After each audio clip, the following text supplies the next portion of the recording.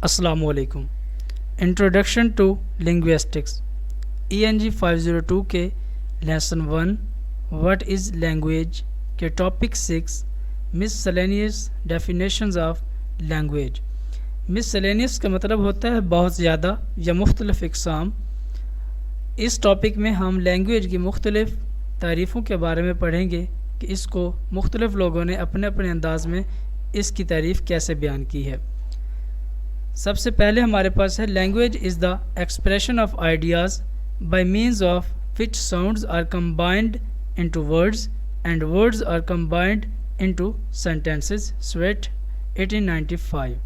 1895 में स्वेट ने ये कहा कि लैंग्वेज जो है ये दरअसल हमारे ख़यालात का इजहार है जिसके ज़रिए हम अपनी आवाज़ या अपनी साउंड्स को अल्फाजों में बदलते हैं या तब्दील करते हैं और फिर उन अल्फाजों को सेंटेंस की शक्ल दे देते हैं।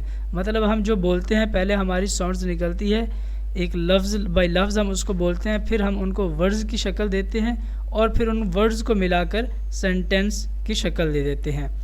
Language is a form of communication by means of which a system of symbols is principally transmitted by vocal sounds.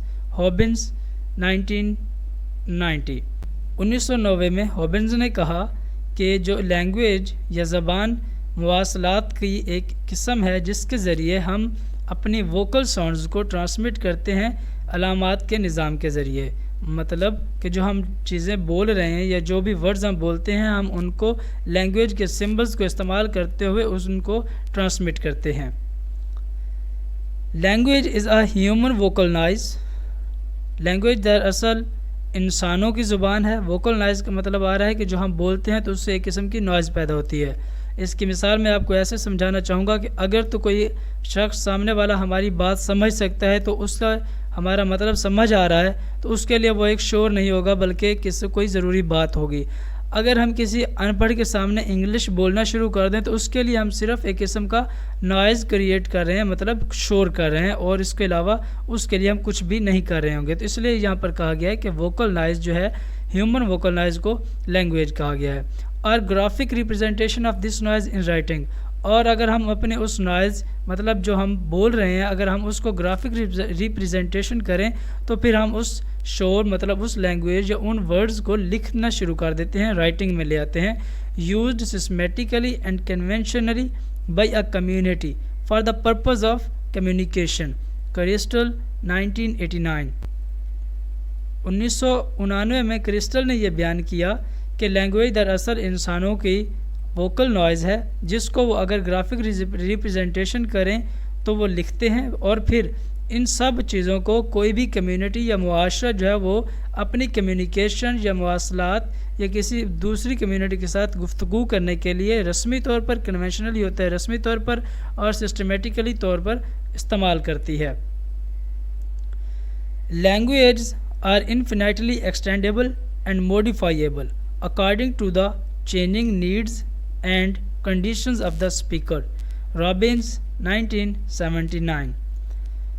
1979 में रॉबिन्स ने यह बयान किया कि लैंग्वेज जो है वो अगर स्पीकर की ज़रूरियात को मद्देनज़र रखते हुए उसके हालात, उसकी जो तवक्कुआत हैं, कंडीशंस हैं और नीड्स जो उसकी ज़रूरियात हैं उसको सामने रखते हुए हम किसी भी लैंग्वेज को मॉडिफाई कर सकते हैं और एक्सटेंड कर सकते हैं। मॉडिफाई का मतलब होता है कि हम उसमें और चीज़ें ऐड कर सकते हैं और एक्सटेंडेबल होता है कि हम उसको और बढ़ा सकते हैं, उसको और तोसी कर सकते हैं। जिस तरह शुरू में ग्रामर में इतने ख़ास किस्म के रूल्स नहीं ऐड किए गए थे, लेकिन आज की अगर हम ग्रामर उठाएं तो उसमें बेइंतहा किस्म के रूल्स एंड और डिफ़िकल्ट जो वर्ड्स हैं वो भी ऐड कर दिए गए हैं और बहुत किस्मों के उसमें और भी चेंजिंग जो है वो आई हैं कि जो कि स्टार्ट में इंग्लिश लैंग्वेज जब क्रिएट की गई थी उस वक्त नहीं थी। A language consists of a symbols that convey the meaning plus rules for combining those symbols that can be used to generate an infinite variety of messages. Whiten 2007। 2007 में वाइटन ने यह कहा कि लैंग्वेज जो है ये दरअसल उन अलामतों पर मुश्तमिल होती है जिसके ज़रिए हम मुख्तलिफ मीनिंग मुहैया करते हैं या मीनिंग कन्वे करते हैं, फ्राहम करते हैं और उन रूल्स को बनाते हैं जिनके ज़रिए हम इन अलामतों को कंबाइन करते हैं। پھر یہ دونوں چیزوں کو استعمال کرتے ہوئے، ان رولز کو استعمال کرتے ہوئے ہم لامحدود جو ہے میسیجز جو ہے ان کو جنریٹ کرتے ہیں، فراہم کرتے ہیں۔ مطلب یہ ہوا کہ لینگویج ان علامتوں پر مشتمل رہتی ہے جس کے ذریعے ہم کوئی بھی میننگ فراہم کرتے ہیں، اور ان علامتوں کے ذریعے بہت سارے ہم قواعد و ضوابط بناتے ہیں، رولز بناتے ہیں، پھر ان رولز کے ذریعے ہم بہت سی قسم کے میسیجز کو جنریٹ کرتے ہیں، ان کو فراہم کرتے ہیں۔ Language is not an abstract construction of the learned اور آف ڈکشنری میکرز۔ لینگویج یہ ڈکشنری بنانے والوں، کوئی بھی زبان جو ہے وہ ڈکشنری بنانے والوں مطلب لغت بنانے والے اور جس نے کوئی زبان سیکھی ہے، یہ اس کا خلاصہ نہیں ہے، بلکہ but is something arising out of the work, needs, ties, joys, affections and taste of the long generations of the humanity.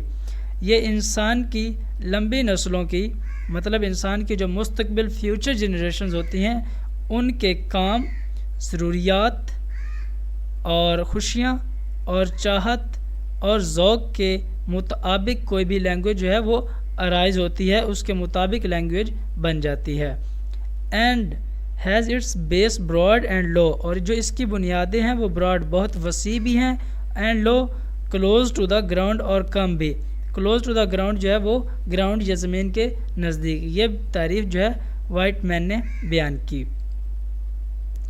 The above mentioned definitions encompass the following language properties۔ جو ہم نے پیچھے مختلف تعریفیں پڑھی، وہ دراصل ان کا جو خلاصہ بنتا ہے وہ دراصل ان 4 پوائنٹس کے ارد گرد گھومتی ہیں۔